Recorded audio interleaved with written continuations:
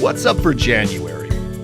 Some moderate meteor activity, several great pair-ups of the moon and planets, and how just 4 minutes a day can make a big difference in your view of the universe.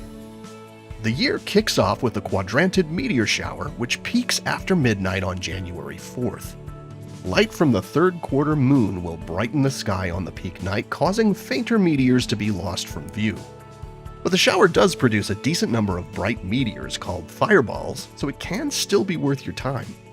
If viewing from a dark sky location, you may see 20 to 25 meteors per hour at the peak. You can catch a few meteors in the few days before or after as well. In fact, the shower is active through around January 12th, so you might catch a fireball in the week after the peak when the moon has moved out of the pre-dawn sky. On January 8th, in the hour before sunrise, look for brilliant Venus rising with a slim crescent moon in the southeast. Bright star Arcturus hangs high above them. The moon will appear quite close to the red giant star Antares, the fiery red heart of Scorpius, that morning. And for observers in parts of the western US, the moon will actually occult or pass in front of Antares as the pair are rising that morning. And if you have a view of the horizon, this is also a good morning to spot Mercury before the sky brightens. It's quite low, but rises above 10 degrees off the horizon as dawn warms the sky, and it will be shining even brighter than Arcturus. Next up, the crescent moon visits Saturn on the 13th and 14th. You'll find the pair in the southwest for a couple of hours following sunset both nights.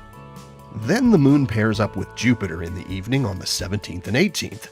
This is actually a great week to pull out the telescope or binoculars, because as soon as it's fully dark, you can work your way across the sky, starting with Jupiter and its moons, our own moon, the Pleiades, Aldebaran and the Hyades star cluster, and the Orion Nebula.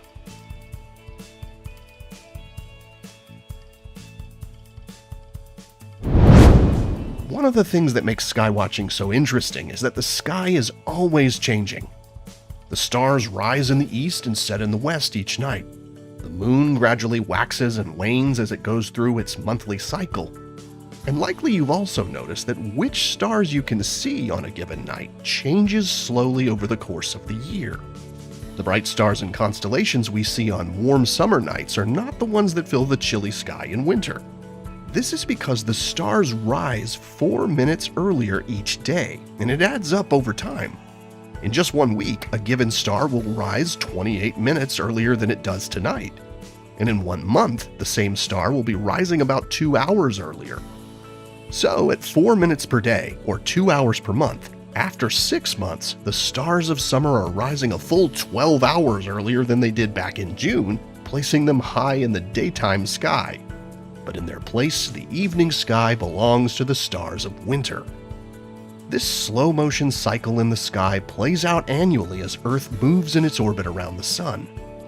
Our view outward into space during the night depends on where Earth is in its orbit.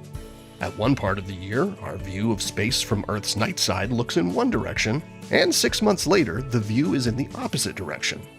And so our nighttime view of the cosmos changes over the course of the year because the stars aren't moving, we are. And that change happens at a pace of 4 minutes per day.